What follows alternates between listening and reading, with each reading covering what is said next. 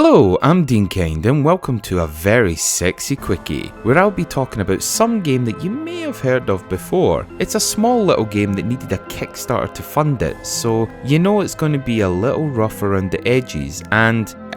who am I kidding? It's motherfucking Bloodstained, guys. Bloodstained, Ritual of the Night.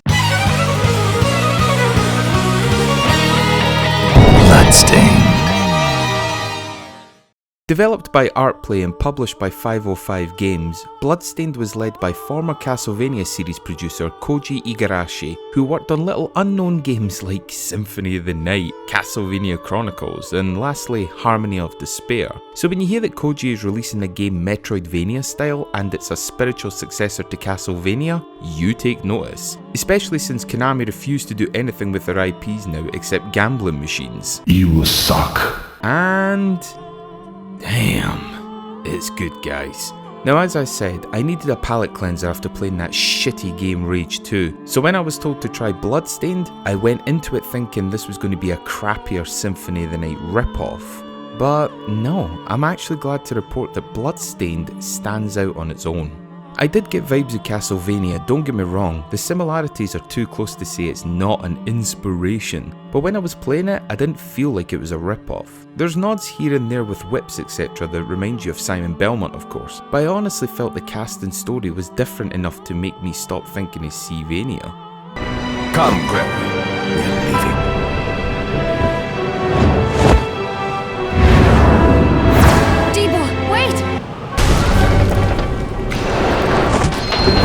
So you play as Miriam, roar, and she fell into a coma for 10 years. When Miriam awakes, she realises that demons have been summoned to destroy England. So it's your duty to kick all these demon arses back to hell and rescue the world, starting with England. You do meet up with people who help you along the way, including Johannes, who is your friendly alchemist. When you get past the tutorial stage and get to the hub area, which is at the church, he becomes your cook, crafter, and also enhances your shards.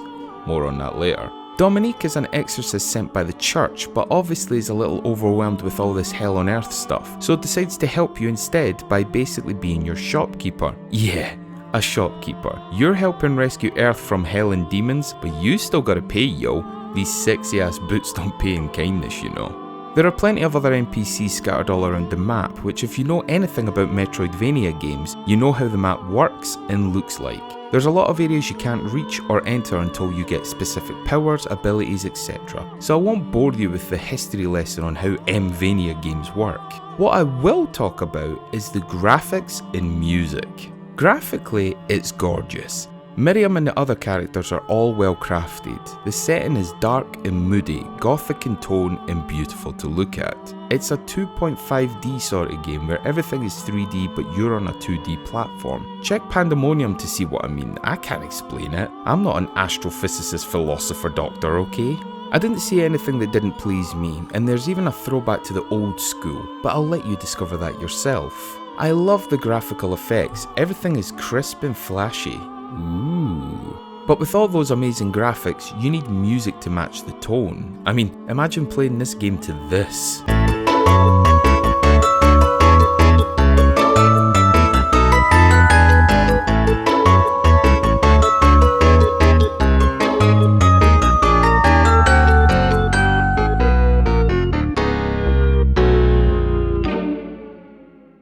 Yeah, exactly.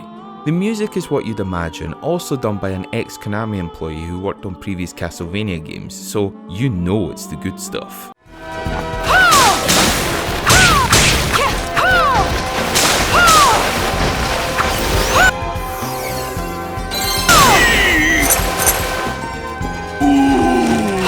The music is wonderful. It ranges from typical opera sounding tunes to some modern opera with more emphasis on drum beats to even hard rock to keep you, the player, interested, because backtracking can be annoying if the music sucks in these types of games. So it's good that the music doesn't suck donkey dick, right?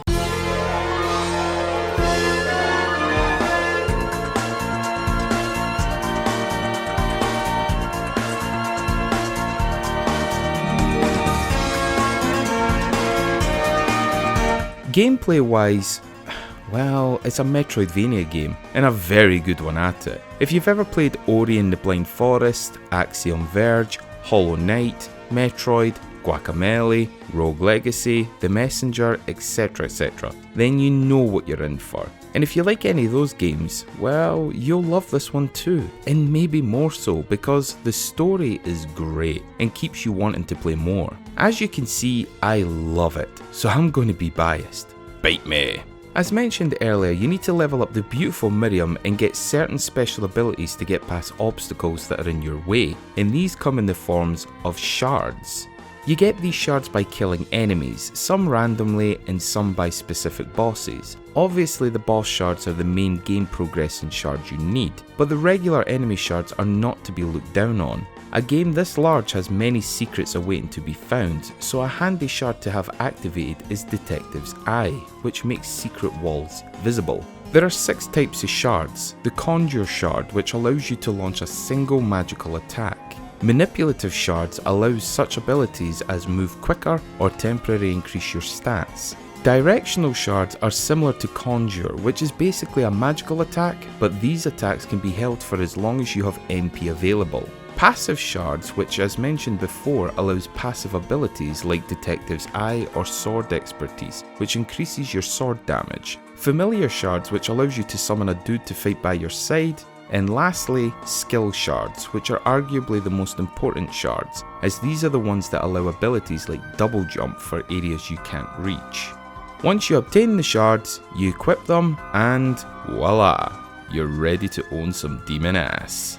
The game can be quite difficult. There are spikes in difficulty when you get to a boss, but like most Vania games, you go away, level up your guy, find a new weapon, or put on a new suit that allows you to absorb more damage, and then the fight becomes much easier. So grinding does exist in this game, but not overly aggressive. I didn't get bored playing this game because I had to grind for a while. It allows you to explore and mark down areas that you haven't visited yet, because the map, whilst being very handy, doesn't show you everything. So it's good to explore and pick up shards, level Miriam up, etc. Speaking of bosses, they're cool as hell.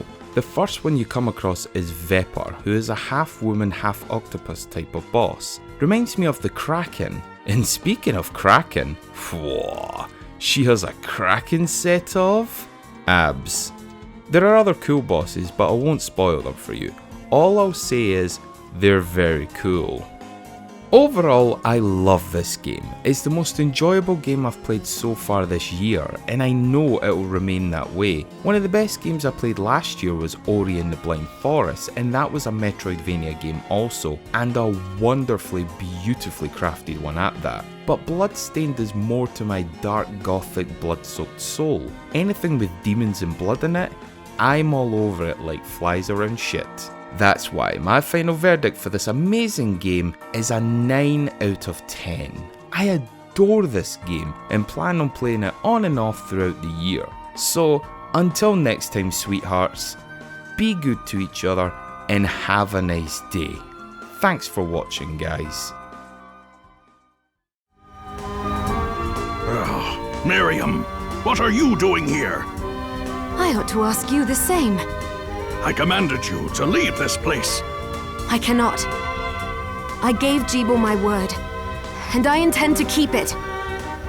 Very well. This sigil was not meant for you, but we are far enough from the castle that it can contain you here. Goodbye, Miriam.